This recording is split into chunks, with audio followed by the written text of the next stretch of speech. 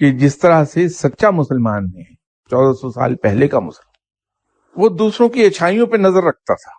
अगर हम इसको थोड़ा सा अदर वे राउंड ले जाएं कि हम ये कहें कि साहब दूसरे मज़हब में और इस्लाम में कॉमन चीजें क्या हैं, तो लोग हमसे दूर भागेंगे नहीं कि ये तो हमारे दुश्मन है, ये हम में खामियां तलाश करते हैं। लोग हमारे करीब आएंगे कि इनके साथ तो हमारी बहुत सी चीजें कॉमन है। तो हम कॉन्फ्लिक्ट का मजहब नहीं लाएं, भाईचारे का मजहब लेकर आए।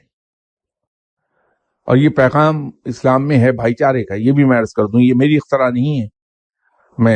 और इसका मैं एक सबूत दे सकता हूं कि अल्लाह ने मुसलमान को मना किया है कि किसी के झूठे खुदा को बुरा ना कहो ताकि वो तुम्हारे सच्चे खुदा को बुरा ना कहे।